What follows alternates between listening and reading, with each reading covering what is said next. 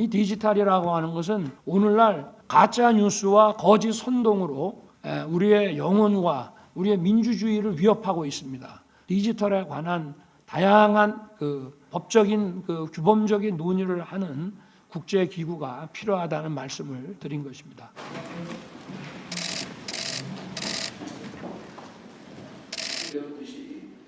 저는 작년 9월 UN 총회와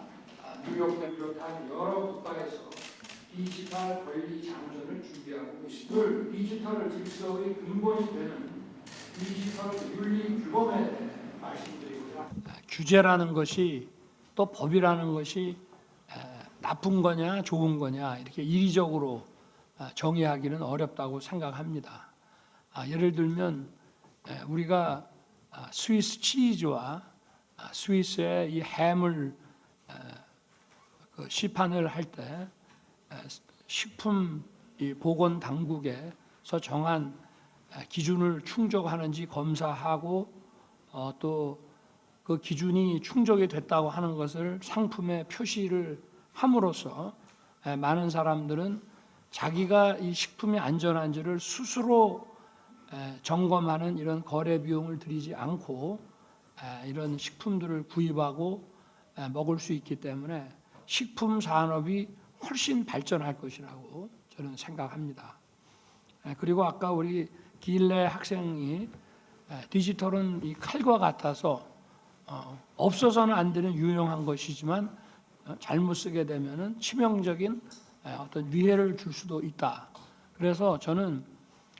원래 자유시장주의자고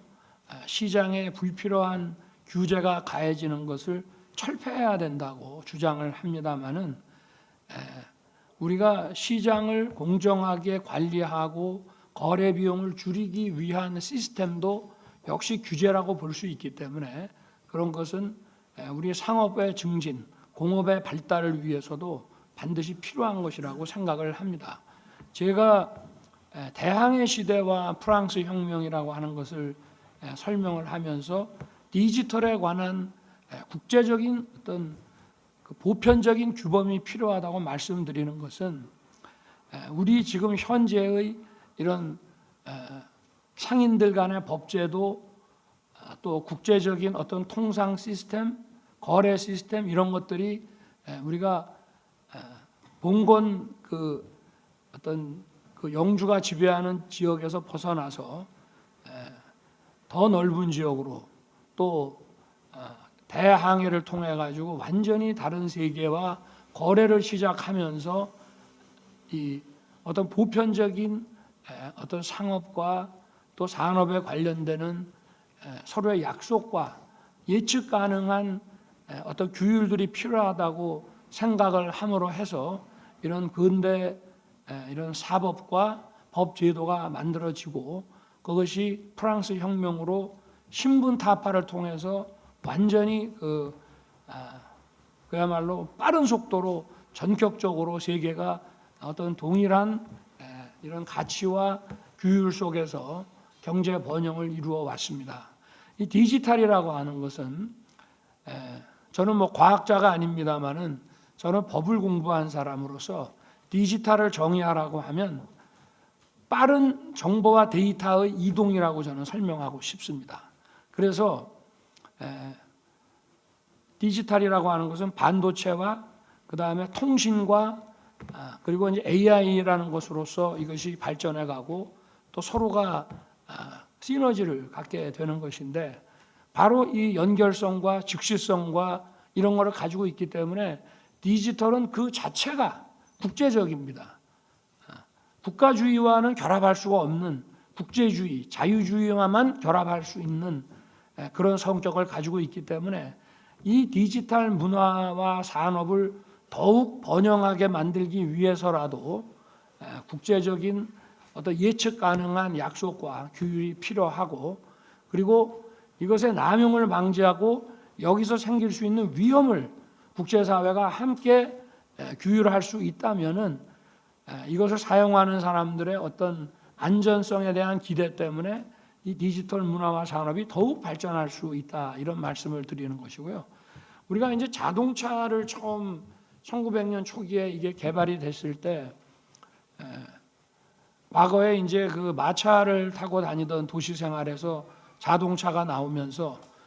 자동차의 성능이 점점 좋아져서 이것이 이제 인명사고를 막 유발하게 되니까 여기에 대해서 대책을 세우기 시작을 했습니다. 어떤 국가의 정부는 속도가 얼마 이상 나면 안 된다 하는 것으로 그 규율을 하는 정부도 있고요. 그 대신 어떤 정부는 브레이크의 성능이 아주 좋아야 된다라고 규율을 할 수가 있습니다. 근데 인명피해를 줄이는 차원에서 인명피해가 생기면은 차량 이용하는 사람이 손해배상 책임을 져야 되기 때문에 굉장히 위험합니다. 그래서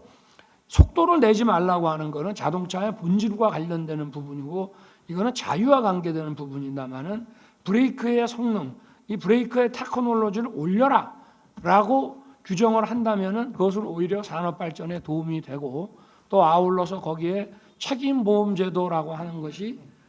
결합이 되면서 자동차를 편리하게 이용하고 자동차 산업이 다른 산업 부분에 전후방 연관 효과를 주면서 발전하게 됐습니다. 그래서 저는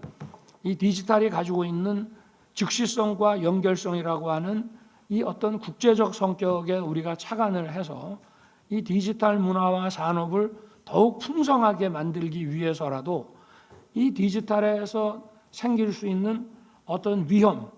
또 어떤 남용의 사례 그리고 거기서 우리가 늘 발생한다고 보는 정직성 이 어떠한 제도든지 간에 정직해야 됩니다. 거짓이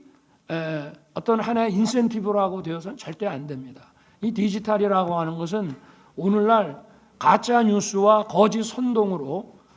우리의 영혼과 우리의 민주주의를 위협하고 있습니다. 그래서 아까도 제가 식품 같은 경우에 그 정직성이라고 하는 것이 거래 비용을 줄임으로써